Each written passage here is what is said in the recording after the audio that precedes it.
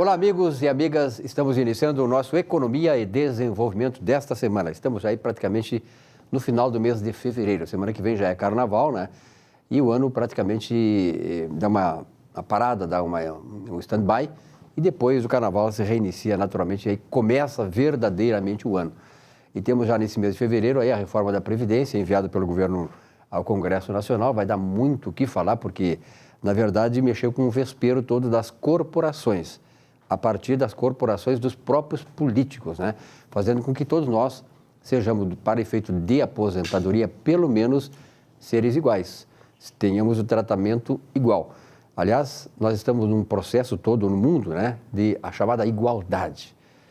Coisas que não dá para ser igual, nós não há um ser humano igual ao outro, mas há coisas que realmente permite-se que sejamos todos iguais. A questão da aposentadoria, por exemplo, é impossível, né? Um funcionário público se aposentar com menos de 50 anos, ganhando mais de R$60 mil por mês.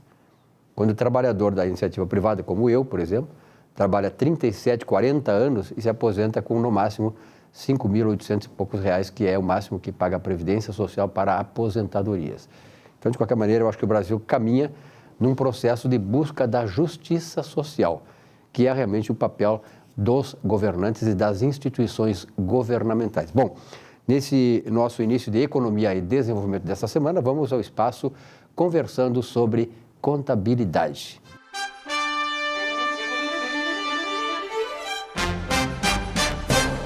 E nesse espaço, Salésio D'Agostinho. Salésio, é sempre bom ter um amigo aqui, que é um ícone da contabilidade do Rio Grande do Sul.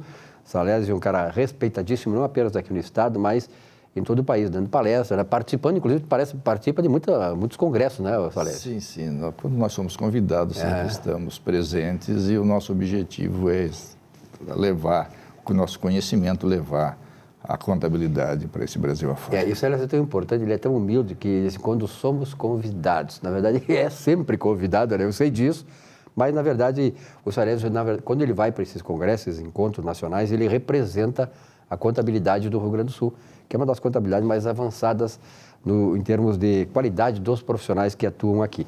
Mas, Salésio, eu tenho uma pergunta que um telespectador mandou aqui para o e-mail do programa. Ele fez uma colocação e depois faz uma pergunta para ti.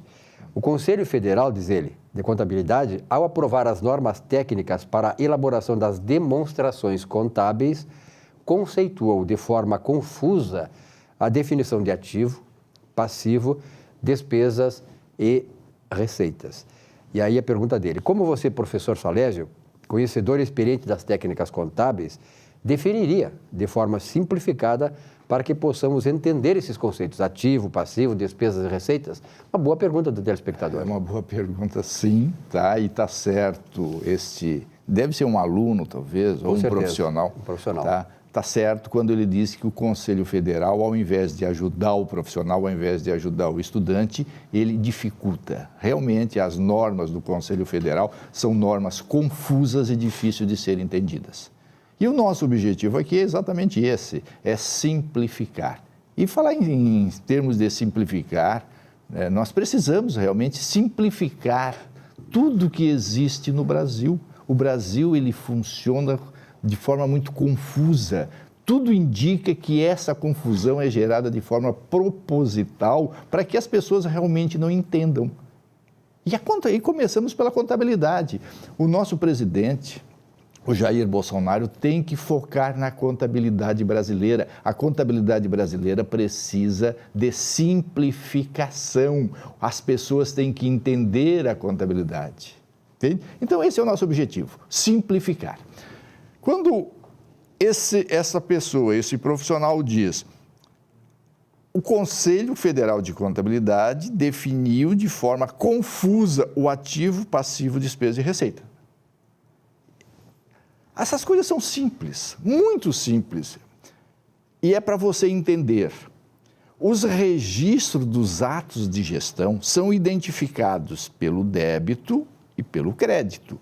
Débito, tudo que se tem, tudo que se adquiriu, tudo que se possui. Então, o débito é aquilo que você tem. você tem ativo ou você tem despesa. Você jamais vai encontrar uma conta credora no ativo e jamais vai encontrar uma conta credora em despesa, porque débito é aquilo que você tem. Você tem ativo e você tem despesa. As coisas que você tem estão representadas pelo crédito, porque crédito é a origem, como você conseguiu aquilo que você tem. Você conseguiu as coisas que você tem ou através do passivo ou através da receita. Então, você jamais vai encontrar uma conta devedora no passivo ou uma conta devedora em receita, porque crédito representa a origem, como você conseguiu as coisas que você tem. Então, as coisas que eu tenho que são débito, ou é ativo ou é despesa. Lê a lei. O que é que a lei diz? No ativo, nós classificamos as coisas que têm liquidez. Isso quer dizer o quê? Tudo aquilo que eu posso transformar em dinheiro é um ativo. Adquirir um sapato. Você pergunta, posso vender o sapato? Se você diz sim, é ativo. Se você disser não, é despesa, porque despesas são débitos que você não pode transformar em dinheiro, são débitos que não têm liquidez.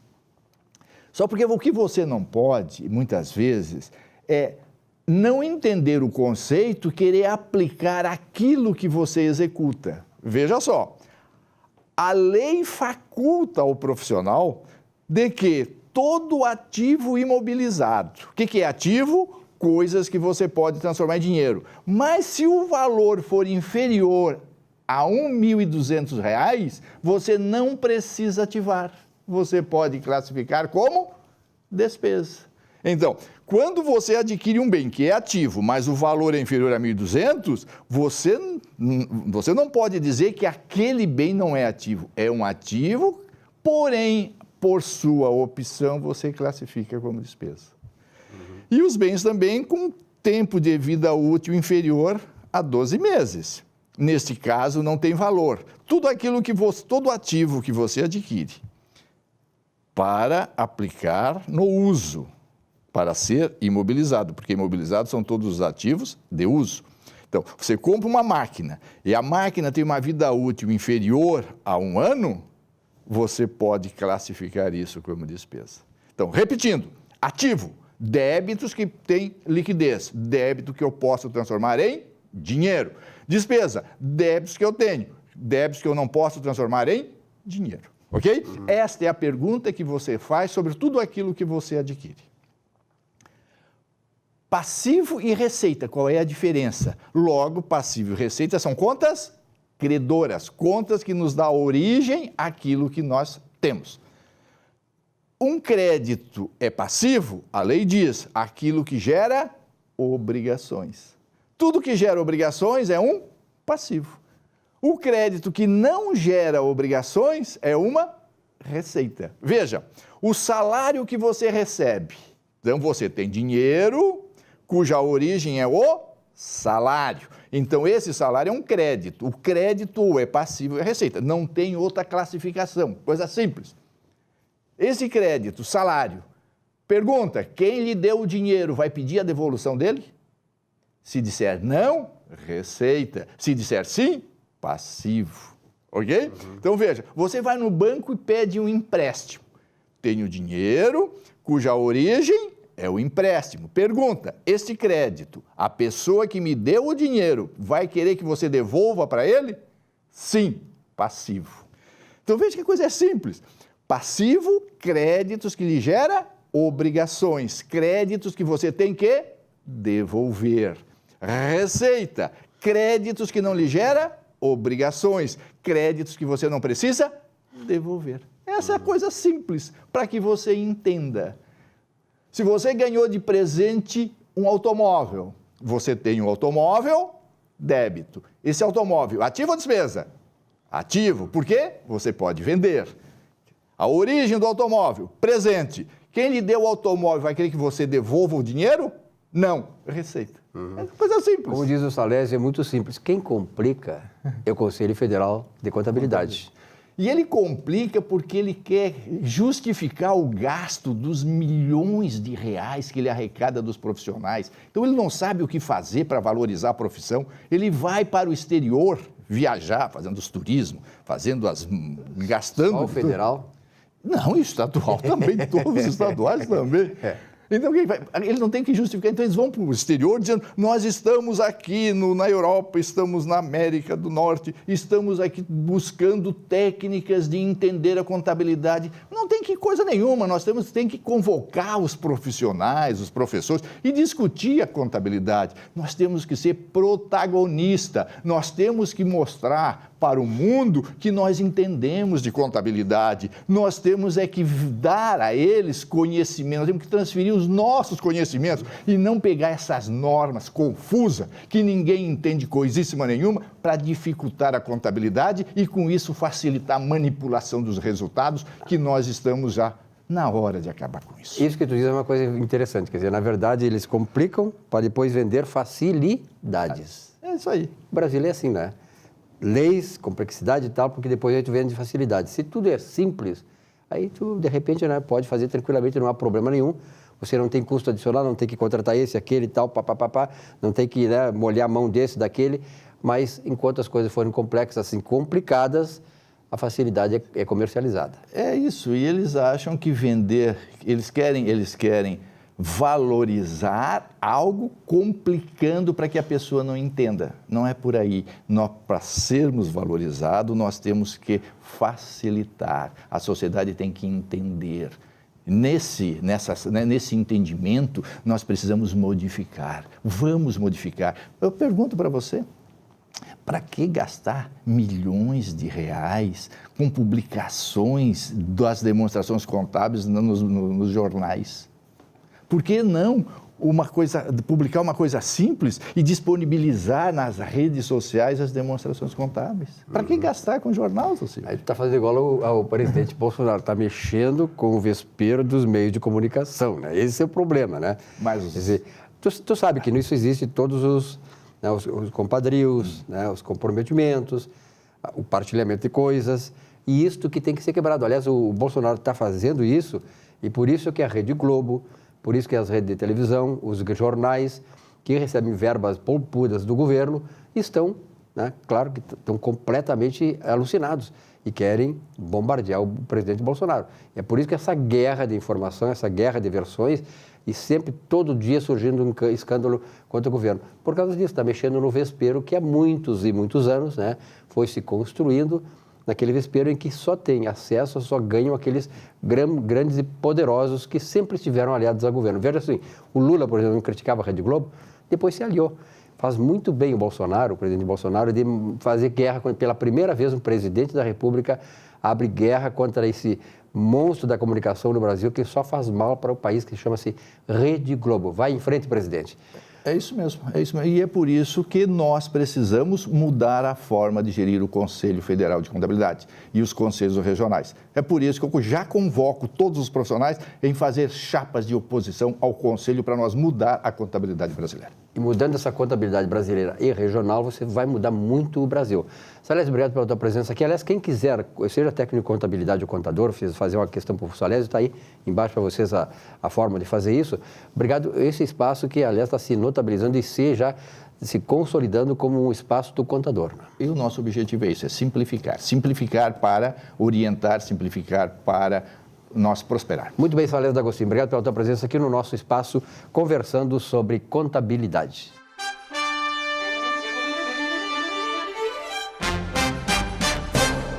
Oi! Então, hoje nós chegamos ao final destes 4 programas que eu falei sobre o ciclo da prosperidade, sobre as sementes da prosperidade, né? Que eu aprendi num curso com a coach Adriana Marques, que eu admiro muito.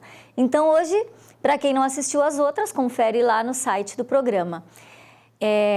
Nós vamos dar continuidade nessas 6. Eu espero que você já tenha praticado. Eu vou ficar muito feliz se tu compartilhar comigo. Olha, Cadica, já tenho praticado essas outras sementes e queria dizer que já estou melhor, isso já fez isso ou aquilo na minha vida, já mudou o meu dia a dia. Então, para mim, seria assim, muito feliz receber o teu comentário lá, né? Pode comentar lá nos vídeos também, tá bom? Então, vamos lá. Na semana passada, o último foi Dê o Melhor de Si. Então, agora continuando esse, por exemplo, se proponha a melhoria contínua, sempre melhorar cada vez mais. Então, que essa melhoria de dar o melhor de si seja contínua, que a cada dia tu melhores ainda mais, né? Depois, acredite na lei do dar e receber, o quanto isso é importante e pratique isso, o dar e receber, porque tudo que vai, vem, né? Então, essa coisa de nos doar, isso é muito importante. Outra coisa, então, outra semente bem importante é abençoar o sucesso alheio, abençoar o sucesso das pessoas, né? O sucesso das pessoas que têm sucesso e por algum motivo elas conseguiram, então abençoe e não fique falando mal dos outros, que isso é muito ruim, a gente acaba vibrando no mal também. Então, abençoe essas pessoas que são alegres, que são felizes, que são realizadas, não só financeiramente, em todos os aspectos, né? Porque a prosperidade, ela está envolvida em todas as áreas da tua vida, né? Tudo significa ser próspero, né? Então, além de abençoar o sucesso alheio, aceite as coisas como elas são, aceite as pessoas como são, né? E isso é importantíssimo. E porque as pessoas também, que bom, vão aceitar como eu sou. E também os fatos, o que aconteceu era a única coisa que poderia ter acontecido. Então, aceite as coisas e as situações como são. Crie um alinhamento interno e externo, né? Então, se alinhe internamente, crie esse alinhamento com o externo também. E, por último, né, a última aqui é linda também, essa semente, que é vibre alegria e amor. Então, seja o amor, seja a alegria no teu dia a dia. Eu espero que tu tenhas aproveitado essas sementes. Eu poderia falar um programa sobre cada uma delas, com certeza eu poderia falar 21 programas. Mas é isso aí, pratique e coloque o teu comentário, tá bom? Que tenha feito diferença. Um beijo e até a semana que vem com novidades. Olá, amigo, olá, amiga. Você já ouviu falar que não há efeito sem causa, não é mesmo? Sim, para qualquer coisa acontecer, há sempre uma razão. Na nossa vida, temos que, antes de receber, nos doar. Nas Escrituras está profetizado: dai e dar-se-vos-á. Não há segredo. Portanto, se queres vencer na vida, precisa sacrificar, pois só ganharás o pão no suor do teu rosto. Quem pensa vencer sem sacrificar vai se dar muito mal. Dê sempre o melhor de si, não hesite em se doar totalmente a uma causa. Da forma como te doares, na medida de tua entrega, será o fruto que vais receber. Trate as pessoas com gentileza, com respeito, e delas receberás o retorno em igual proporção. Seja leal, sincero, honesto e alcançarás a bem-aventurança. São profecias indesmentíveis e inevitáveis. Seja sábio e acredite nelas.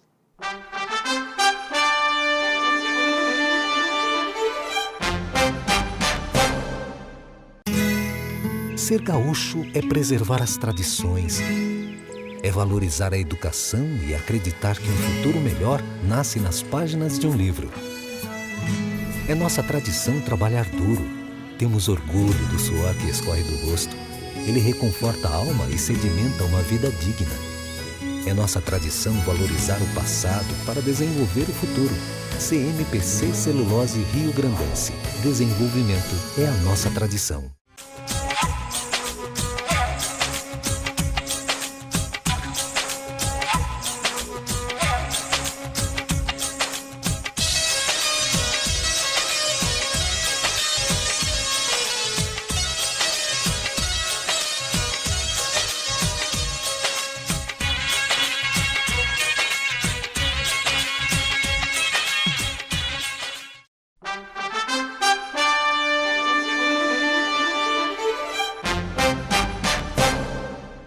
Olá, meus amigos e amigas, telespectadores do programa Economia e Desenvolvimento.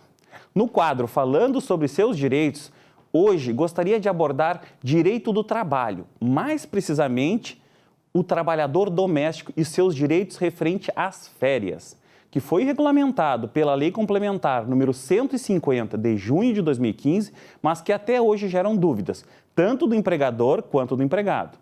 Lembrando que empregado doméstico, assim considerado, é aquele que presta serviços de forma contínua, subordinada, onerosa e pessoal, de finalidade não lucrativa à pessoa ou à família, no âmbito residencial dessas, mas por mais de 2 semanas. Podem ser exemplos de empregado doméstico o cozinheiro, a cozinheira, a passadeira, o jardineiro, o cuidador, etc. Essas são algumas modalidades. Na modalidade de regime de tempo integral de trabalho, tem direito a férias remunerada de 30 dias a cada 12 meses de trabalhos, acrescida do pagamento no valor correspondente a 1/3 constitucional do salário. O período de férias poderá, a critério da pessoa do empregador, ser fracionado em até 2 períodos, sendo um deles no mínimo de 14 dias, corrigidos do afastamento do trabalho. Agora, na modalidade de regime de tempo parcial, até 25 horas semanais de trabalho, após cada período de 12 meses de vigência do contrato de trabalho, o trabalhador terá direito a férias, da seguinte forma. Primeiro, 18 dias de férias para a duração do trabalho semanal não superior a 22 horas e que não ultrapasse a 25 horas. De 16 dias de férias para a duração do trabalho semanal superior a 20 horas semanais, não ultrapassando até 22 horas. 14 dias de férias para a duração do trabalho semanal superior a 15 horas semanais, não ultrapassando 20 horas semanais. 12 dias de férias para a contratação de duração do trabalho semanal superior a 10 horas semanais, não ultrapassando 15 horas. 10 dias de férias para a contratação de duração do trabalho semanal superior a 5 horas semanais, não ultrapassando até 10 horas. 8 dias de férias para a contratação de duração de trabalho semanal igual ou inferior a 5 horas semanais. Nestes casos citados acima, também é previsto o pagamento do adicional de 1/3 constitucional sobre as férias. Assim, agradeço a audiência e desejo uma boa semana a todos e até o próximo programa. Muito bem, nosso Economia e Desenvolvimento está aqui com Carlos Biderman. Carlos Biderman, empresário, consultor empresarial e gremista. Sobre gremistas, nós vamos conversar no final da entrevista. Mas, Carlos, prazer em tê-lo aqui novamente. Estamos entrando no 2º mês governo Bolsonaro. As tuas expectativas continuam as mesmas? Silvio, continuam as mesmas. Acho que, enfim, as coisas estão se encaminhando de uma forma adequada. Confesso que esperava um pouco mais agilidade nesse início de governo, esperava algumas medidas já anunciadas que pudesse se efetivar de uma forma rápida. A gente que vamos dizer assim, que esperava tanto uma mudança radical na estrutura de governo do país, anseia por as medidas que, enfim, foram anunciadas, que foram discutidas, foram debatidas, foram propostas durante a campanha e depois da campanha. E a gente percebe que as coisas não andam no ritmo que eu acho que a sociedade gostaria. Então, acho que essa ansiedade é natural, porém, existe, vamos dizer assim, expectativa grande em relação à aprovação da reforma da Previdência, que seria, vamos dizer assim, um kick-off de um projeto importante de mudança da estrutura das contas nacionais, o que permitiria que, a partir daí, os outros programas que estão anunciados fossem, enfim, implantados. É bem verdade que houve uma espera por essa diferença de datas de posse em relação à própria estrutura de governo do próprio presidente em relação ao Congresso, que tomou posse agora 1º de fevereiro, mas mesmo assim eu acho que muita coisa poderia ter sido feita e anunciada independentemente da posse do novo Congresso. Carlos, você não acha que o que atrasou também essas coisas, todo o acontecimento, assim, as realizações do governo, foi, em primeiro lugar, o Bolsonaro estava com o olho em Davos, no começo do governo. Teve aquele problema, estava com a bolsa de colostomia, está no hospital, está saindo essa semana, e que agora realmente vai começar o governo. Mas, Silvio, de novo, a eleição foi em outubro, tá certo? De outubro até dezembro, muita coisa poderia ter sido feita, já preparada para a partir do dia 2 de janeiro começar a ser implantada. Então, isso não aconteceu. Isso gerou, para mim particularmente, uma frustração, porque eu esperava que isso viesse a acontecer. Mal lembrando de uma experiência negativa, Collor, quando tomou posse, no dia seguinte, teve um pacote de medidas importantes, que foram desastrosas, enfim, nas circunstâncias daquela época, mas ele se preparou para aquele momento e entrou a partir do primeiro minuto do jogo jogando, tá certo? Nesse caso, não. Há toda uma preparação que continua acontecendo com o governo em andamento. E a mesma coisa vale para o Rio Grande do Sul. A minha angústia no Rio Grande do Sul é maior ainda, porque muita coisa já poderia ter sido anunciada, muita coisa poderia ter sido feita, e a gente sabe, né, Silvio, que o processo começa e aí os novos administradores, governadores e seus secretários se perdem no meio do processo e acabam tendo muita dificuldade de implantar medidas novas. Então, eu sempre defendo essa tese, vamos dizer assim, de que o primeiro dia de governo é o dia mais importante, onde as medidas têm que ser anunciadas e têm que ser implementadas aquilo que é possível fazer. Se vai começar a estudar, que é o que está acontecendo tanto no Rio Grande do Sul quanto no Brasil, vai começar a estudar a partir do dia 1º, acaba se perdendo no processo e acaba encontrando dificuldades para implantar cada vez maiores ao longo do governo. Então, acho que nós perdemos, tanto no Rio Grande do Sul quanto no Brasil, esse momento inicial que é extremamente importante para anúncio das medidas e começar a trabalhar efetivamente, não planejar. Planejar tinha que ter sido feito antes. Bom, a questão da reforma da Previdência está sendo dita aí como sendo, digamos assim, o grande pontapé inicial das grandes mudanças. A reforma da Previdência não resolve o nosso problema. Ela é fundamental, né, para ser das contas públicas. Que reforma vai ser aprovada, não se sabe, né, Silvio? Então, mas isso projeta um futuro de uma mudança nas contas públicas importante, mas não tem efeito imediato, tá certo? O efeito imediato vai ter, paulatinamente, uma progressão, quer dizer, não vai chegar lá e cortar a aposentadoria, isso não vai acontecer, tá certo? Então, ela é importante no médio e longo prazo. Agora, as medidas de curto prazo não foram tomadas até agora, então não sabe exatamente o que vai acontecer. E muita coisa já poderia ter sido feita, como eu disse. Então, a Previdência é importante, é uma reforma estrutural relevante que projeta um futuro diferente para as contas públicas, absolutamente necessária, mas está longe de ser a solução de curto prazo. Uhum. Bom, tu achas que o governo vai ter condições no Congresso de aprovar essas medidas? O teu feeling agora, o governo conseguiu, o partido do governo, do Bolsonaro, tem 52 deputados federais, mas naturalmente que as reformas vão exigir mais de 300 deputados. Qual é, assim, o teu feeling do ponto de vista de que o governo possa sensibilizar os deputados, os nossos políticos, de que o Brasil realmente precisa dessas reformas e conseguir o apoio para a reforma que ele vai ser impossível fazer, não é?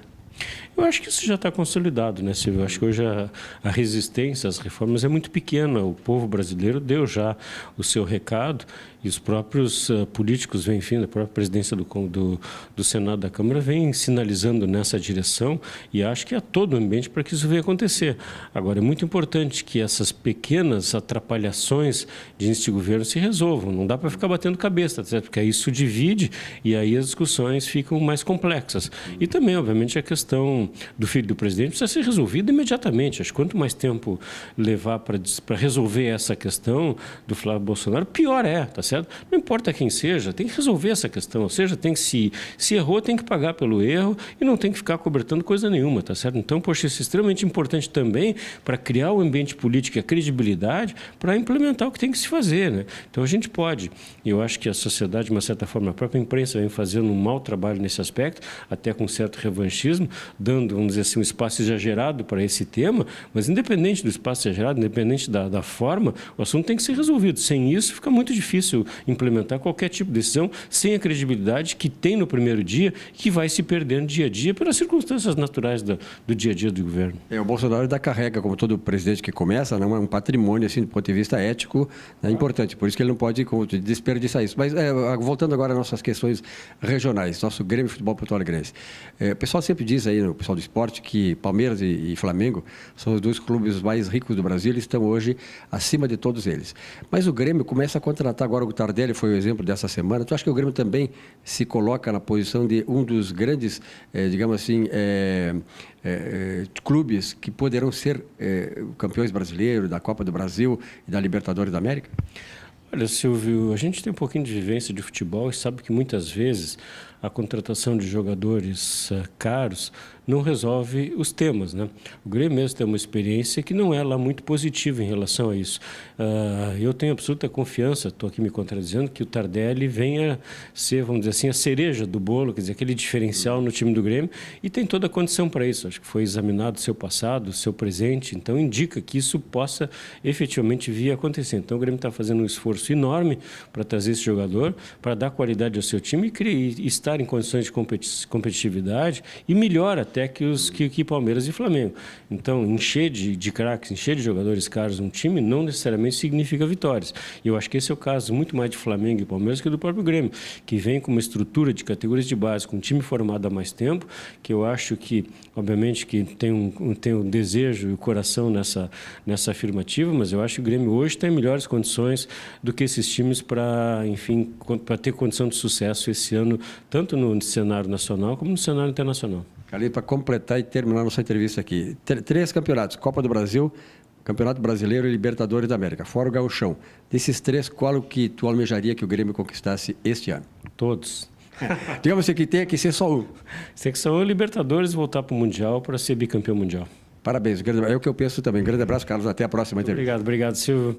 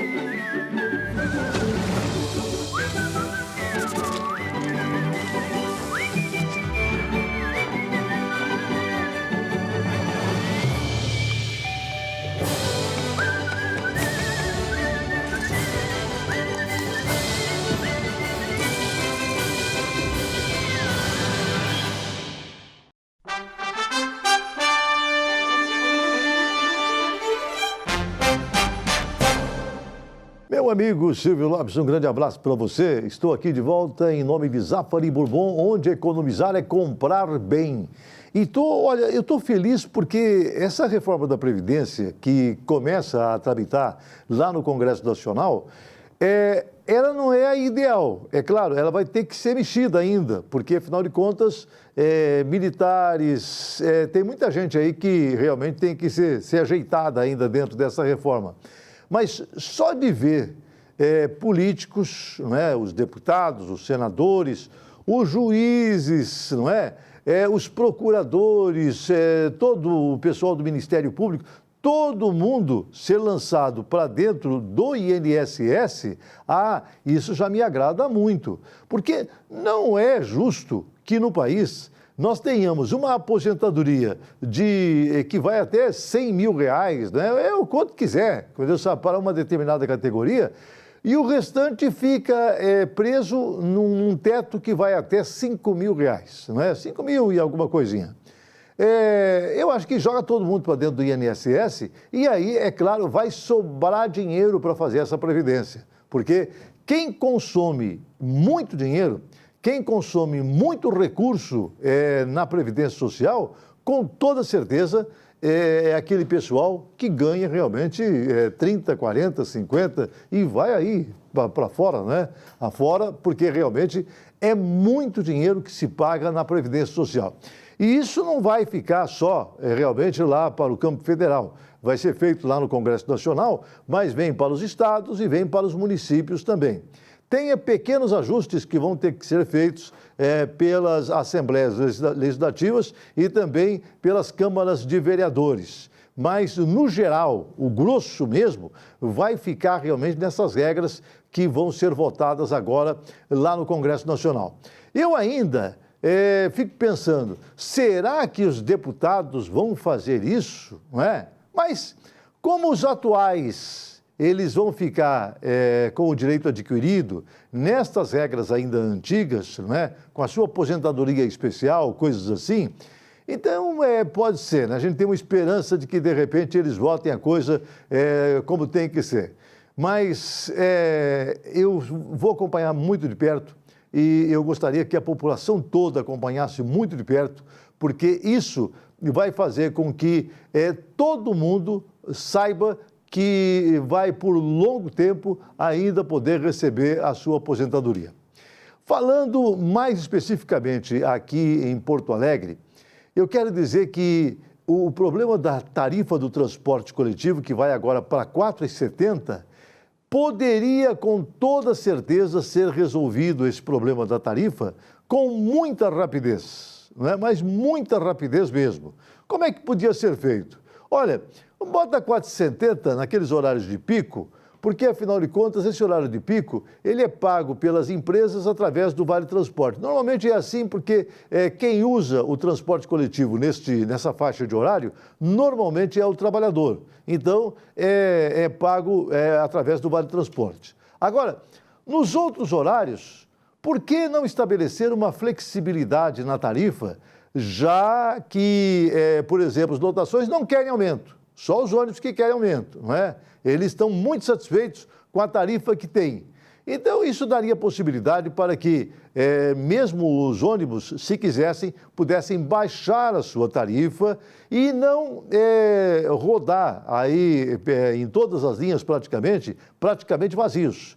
Eu acho que isso não poderia continuar acontecendo. Ônibus rodando vazios, porque a tarifa é muito alta. As pessoas não têm como pagar essa tarifa. Então, se tornar essa tarifa flexível ao longo do dia e da noite, acho que realmente nós estaríamos resolvendo o problema tarifário aí e dando oportunidade para que as empresas pudessem ficar mais, né, com mais saúde financeira e as pessoas pudessem aproveitar melhor os ônibus para poder fazer as suas viagens, as suas locomoções. Falo aqui em nome de Zafari Bourbon, onde economizar é comprar bem. Olá, tudo bem? Muito obrigado pela audiência. Bem-vindos aqui ao programa Economia e Desenvolvimento. Sempre agradecendo nossos parceiros, a Turpax, operadora de turismo e agência de turismo, o Ponto das Cucas de Araricá e Noemi Aluguéis de Capão da Canoa. Hoje nós temos uma pessoa muito especial aqui que faremos uma entrevista. Ele é um vereador polivalente, exponencial.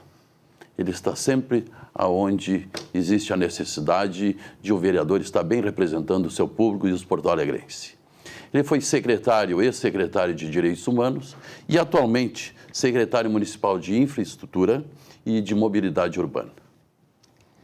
Prazer, Tudo Jorge. bem, vereador Luciano Marco Antônio? Muito obrigado pelo convite para estar nesse programa tão importante, com tanta audiência e administrado por ti, que é meu amigo, meu irmão, que tu tens uma história de vida de resiliência, de superação, que serve de exemplo para todos os brasileiros, né? Através das tuas palestras, tu consegues dar aquela força, aquela tua energia, né, para que as pessoas busquem no seu interior, né, a sua vitória, né, independente da mazela que ela sofre, né?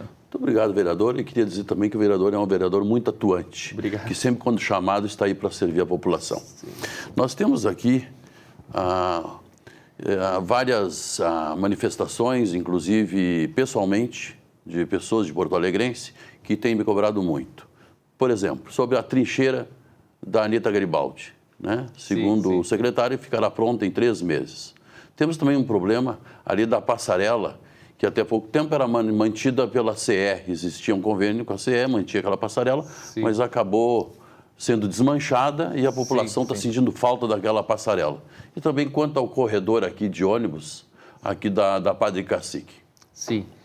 Na verdade, eu quero primeiro registrar aqui a responsabilidade, né, do prefeito Marquesan em dar sequência a essas obras, né, que vieram da gestão passada, que com muito orgulho eu participei, né, da gestão Fortunati, onde por 7 anos eu exerci a Secretaria Adjunta de Coordenação Política e Governança Local e depois, por outros 4 anos, a Secretaria de Direitos Humanos, né, além da articulação política do gabinete do prefeito Fortunati. Foi muito aprendizado, né? prefeito Fornés trouxe grandes obras para cá, ele aproveitou aquela oportunidade de financiamento, né, das obras da Copa, e essas grandes obras vieram e, como eu brinco, né, a prefeitura é um carro que anda 100 por hora, teve que andar 180 por hora. Então ficaram, naturalmente, muitas obras inacabadas, muitas obras com falta de pagamento, né? E essas obras vieram também com projetos com muito problema, né? Mas foi um momento importante da gestão passada trazer essas obras. E é um momento muito importante, com muita coragem e determinação, que o Marquesan está dando sequência a essas obras todas. E uma que é maravilhosa foi a Orla, né? A Orla do Guaíba, que iniciou na gestão Fortunati, e o Marquesan deu sequência. Dando continuidade. Isso, e eu fui o único secretário, acho que participei da ordem de início até a ordem de entrega, né? da Orla do Guaíba, né? Nossa grande Orla Moacires Clear. Quero registrar aqui que o Demar Tutiquet foi uma pessoa essencial nesse processo todo. Nós estamos trabalhando todas as obras, né, de mobilidade urbana da cidade, é obrigação nossa. Né? Essa trincheira da Anitta Garibaldi ficará pronta em 3 meses? Em relação à Anitta, né, a declaração que eu dei, né, é que ela ficará pronta no início do 2º semestre. Né? Mas o doutor Ponte, que entende muito mais de engenharia que eu, que fez a declaração, né, que seria em 3 meses. Né? Não tem mais empecilho nenhum, nós resolvemos, é um trabalho burocrático que envolve nós avaliarmos pendências da gestão passada, que envolve questões administrativas, questões legais, né? E questões de engenharia. Então, no momento que tu consegue rever esses processos e arredondar, né, dentro da gestão, onde envolve a SMIN, que é a antiga Secretaria de Obras, mais a Fazenda, mais a gestão e mais a PGM, então esses 4 entes trabalham unidos e vão resgatando as faturas, o que foi glosado, o que não foi glosado, o que foi apontado para o Tribunal de Contas, o que não foi apontado para o Tribunal de Contas, e chega um denominador comum e se paga a empresa, né? Então, assim, se pagou, né, essas dívidas, pendências que tinham em relação à obra da Anitta. Houve um repasse agora. Sim, né? Pagamos todas as pendências. Mas então, 6 meses ficará pronto? Então, até o início do próximo semestre, eu tenho certeza que estará pronto. O Luiz Roberto Ponte, que é o proprietário da Pelotense, que é a construtora junto com a cidade, se não me engano, que forma um consórcio, ele declarou à imprensa que em 3 meses. Ele está muito contente com o desempenho do governo Marquesan em relação às obras, né? Ele fez um elogio no Correio do Povo sobre o interesse, né, a determinação da SMIN, né, que é a secretaria que eu capitaneio, em relação a essa obra aí, né? Em relação ao corredor da Padre Cacique, é uma notificação que nós fizemos, né, para eles repararem, né, as placas de concreto, porque elas estavam com problemas e aproveitamos agora o fevereiro, né? Até por sinal foi muito mal feito, né? Infelizmente... Eu acho que o material que foi usado ali, de péssima qualidade. Teve alguns pontos que ficaram, né, com trincas, teve alguns pontos que não se encaixou, né, as placas, né? Tem um monte de situações ali que tem que ser resolvidos, mas a empresa foi notificada pela nossa secretaria e está reparando para atender bem o cidadão, né, que é o nosso objetivo maior.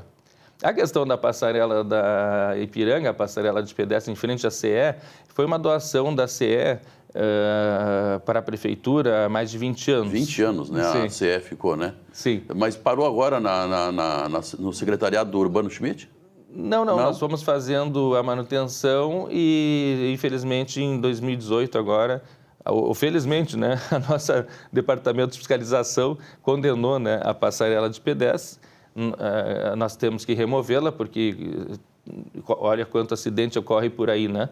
Mas nós temos uma área na SMIN que é muito competente, que ela fiscaliza os viadutos, fiscaliza tipo a condição dos viadutos. Secretário, eu acho muito importante o preventivo, né? Sim, eu tenho lá um engenheiro Mesquita, os funcionários públicos todos aqui de Porto Alegre são muito competentes, eles têm muita capacidade técnica, né? O que acontece? A prefeitura está buscando parceria, então? Sim, hoje nós temos um problema de caixa. E então, nós estamos buscando uma parceria, uma contrapartida. Vamos unir, inclusive, com a CE, que está o presidente Urbano Schmidt, nosso amigo, que era o gestor da gestão passada. Com ele agora. Dessas obras todas, né? Ele era o gestor da gestão passada. Eu brinco com ele, nós estamos terminando o que tu não conseguiu fazer. Mas é um amigão nosso. O pessoal está reclamando porque eles têm que ir lá no Antônio de Carvalho. Sim, né? tem 2 caminhos, né? É difícil mesmo para o cidadão, então nós temos que trabalhar com rapidez isso. Nós estamos fazendo o orçamento, o projeto, né? E ao mesmo tempo, simultaneamente, buscando uma contrapartida para isso, para nós atender, né, essa demanda aí, que eu sei o quanto é importante para pessoas que transitam lá. Eu já estive lá 3 vezes, né? Secretário, alguma consideração final quanto ao Humaitá? Por fim, o Humaitá Farrapos é o bairro que eu amo, é o bairro que eu tenho minha história. Até me emociono, né, em comentar isso, né? Nós temos amigos em comuns lá, né, Eu sabia, Jorge? por isso foi a pergunta. O Jarbas, o Paulo Pinto, tantas pessoas. Eu fui levado para lá em 99, construímos junto uma sede de uma associação comunitária e lá é onde faço um trabalho social maravilhoso. A política, para mim, eu faço com amor, o que me move é o bem comum. E eu tenho um amor pelaquela região, um amor pelas pessoas que mais precisam. E eu nunca vou parar de trabalhar com elas, independente da política. Secretário, foi por esse sentimento que eu lhe trouxe aqui. Sabe? Conhecendo seu trabalho, conhecendo que você é uma pessoa atuante e sempre quando chamado, não se recusa a corresponder aos porto-alegrenses, viu? Eu quero fazer aqui uma chamada alarmante. Eu que trabalho com educação e cultura, pela omissão do Estado até então. Nós temos hoje 2.256 escolas estaduais. Apenas 6 têm plano PPCI. Isso é muito importante, né, esse registro. Eu acho que todos os entes públicos, né, têm que priorizar essa questão do PPCI. Eu queria chamar a atenção para isso aí, né, porque as escolas estão aí abandonadas. Vamos ver se nosso governo agora, esse governo, vai solucionar esse problema e ver com carinho. Muito obrigado pela atenção de todos vocês e até o próximo programa, se Deus quiser.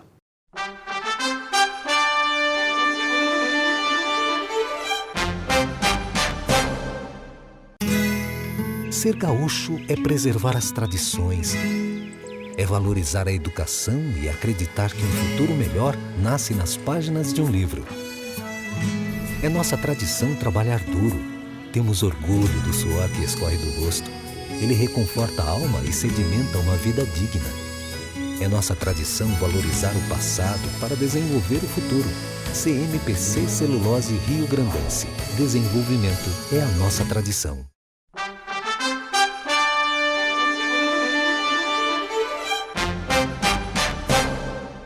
Olá, que alegria mais uma vez estar com todos vocês neste espaço destinado à educação corporativa, treinamento e capacitação profissional aqui no programa Economia e Desenvolvimento.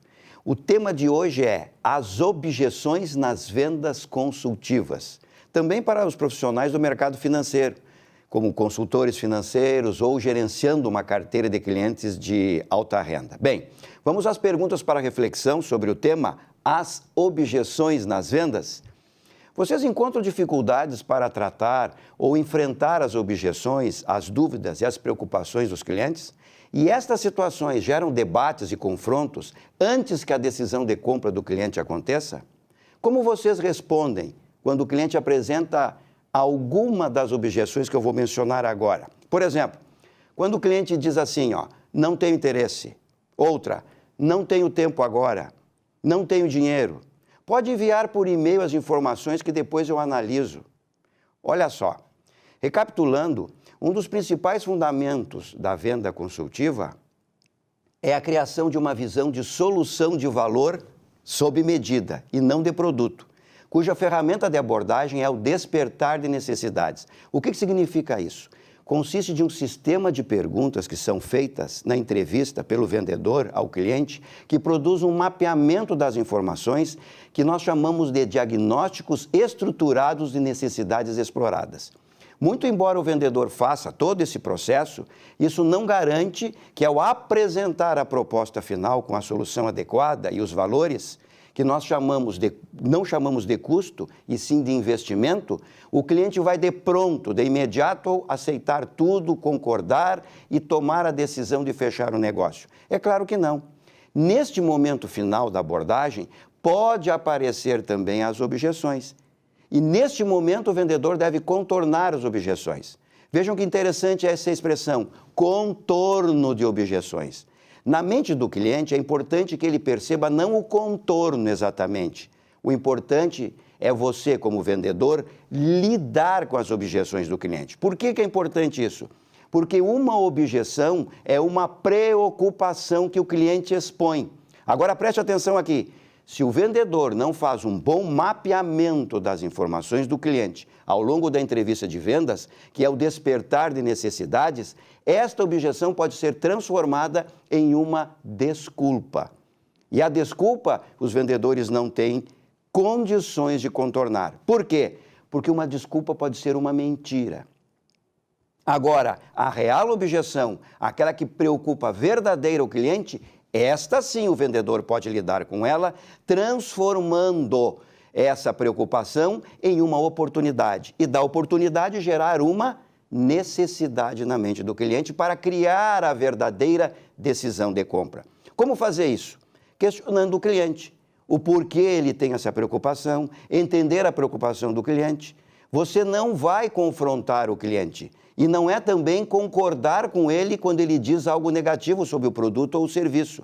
Tipo, olha, essa tarifa aqui está muito alta e eu não vou pagar. Você vai entender o ponto de vista do cliente, reconhecer o ponto de vista dele dizendo, por exemplo, entendo que para o senhor os custos para a manutenção da conta sejam elevados e em seguida peça para investigar um pouco mais sobre essa opinião dele. Para encerrar, eu vou apresentar uma objeção de tantas que eu trabalho nos meus cursos, para vocês, que é a objeção de percepção de desvantagem. Por exemplo, você vai oferecer uma taxa de investimento e o cliente investidor vai te dizer que numa outra instituição ele tem, para o mesmo investimento, uma taxa um pouco melhor. E aí, será que está perdida essa negociação? O que você acha? Eu acredito que não. Neste caso, se você colocar para o cliente todas as informações colhidas no mapeamento que foi feito no decorrer da entrevista e expor num contexto geral, junto com os outros benefícios que o cliente já aceitou do produto, da empresa, de você, das suas credenciais, como profissional, como consultor, será que um pouquinho de taxa e diante da solidez da empresa, do nível do profissional que está à frente do cliente, da consultoria, da qualidade do produto ou do serviço, é importante o cliente abrir mão ou não? Então, meus amigos, isso é uma das formas de nós lidarmos com as objeções. E eu quero encerrar dizendo o seguinte, o preço é uma péssima mercadoria para se vender, ok? Não esqueça, você está melhor preparado do que você imagina. Desejo a vocês sucesso profissional saudável. Obrigado e até a próxima semana. Muito bem, agora no Economia e Desenvolvimento, vamos ao espaço destinado ao movimento de valorização da contabilidade.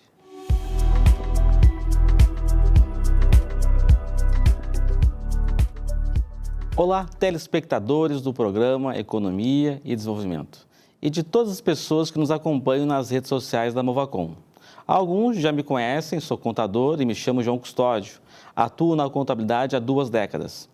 Vamos falar hoje sobre a atualização do novo Código de Ética Profissional, que foi divulgado no dia 14 de fevereiro e que entrará em vigor em 1º de junho desse ano. Dentre as principais mudanças, destacamos: poderá ser informado o nome dos clientes mediante a autorização por escrito. Nas propostas de serviços deverão constar o que será cobrado à parte, a periodicidade e a forma de reajustes. Antes, eram itens que normalmente estavam contemplados apenas nos contratos de prestação de serviço. A publicidade deve ter caráter informativo, ser moderada e discreta. Agora os convidamos à reflexão. O que é moderado e o que é discreto? Os conselhos de ética regionais ficarão de mãos amarradas quando tiverem que divulgar casos como esse. É vedada a mercantilização. Mais uma vez algo com alto grau de subjetividade e que será muito difícil fiscalizar. Agora vamos falar dos itens que foram retirados do texto original e que foi enviado para a consulta pública e que eram aclamados por todos os contadores e técnicos em contabilidade. O termo aviltamento de preços foi retirado. A expectativa era justamente uma regulamentação sobre o tema, explicando como configurar o aviltamento, e não a exclusão do termo. Agora também poderá ser divulgado preços e gratuidades. O CFC está dando espaço para a desvalorização de toda uma categoria profissional e agora estimulando a concorrência desleal. Não conheço outro conselho profissional respeitado que tenha isso liberado. O novo Código de Ética é uma afronta ao bom senso. A classe estava ansiosa por essa atualização, na esperança de uma moralização e valorização profissional. No entanto, veio completamente o contrário. Ele veio sob encomenda para atender às necessidades das grandes empresas de contabilidade online, que podem agora divulgar seus preços de R$ 59,00 sem qualquer pudor em todos os meios de comunicação, como rádio e televisão. O CFC agiu de forma autoritária ao ignorar as demandas de uma classe profissional. Não estamos nos posicionando contra a contabilidade online, visto que a tecnologia e o uso da inteligência artificial vieram para ficar. Embora o índice de reclamações no Reclame Aqui e Procons não param de crescer, mas somos contra tudo aquilo que desvaloriza a profissão do contador. No mapa estratégico do CFC, que tem validade até 2027, fala que a entidade tem como objetivo elevar a percepção do valor da profissão, bem como promover a satisfação da classe em relação ao Conselho. No entanto, as ações falam exatamente o contrário. Uma alternativa, talvez, para trazer mais equilíbrio, seja uma maior representação de profissionais liberais e de pequenos empresários no Conselho Federal. Somos um movimento sem partido, sem chapa, sem CNPJ. Não temos presidente, diretores ou delegados. Não temos hierarquia e todos são iguais. Isso nos dá liberdade para conversar e debater sobre diversos temas da nossa classe. Não temos problemas com o politicamente correto. Temos que ter ações, propostas, denunciar, elogiar e proteger a nossa classe profissional. Convidamos a todos a continuar esse debate nas redes sociais da Movacom, onde o contraditório também é bem-vindo. Muito obrigado.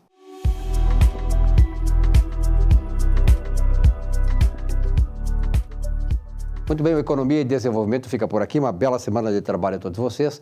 E voltamos na semana que vem, claro, semana de carnaval. Mas estamos aí. Até lá.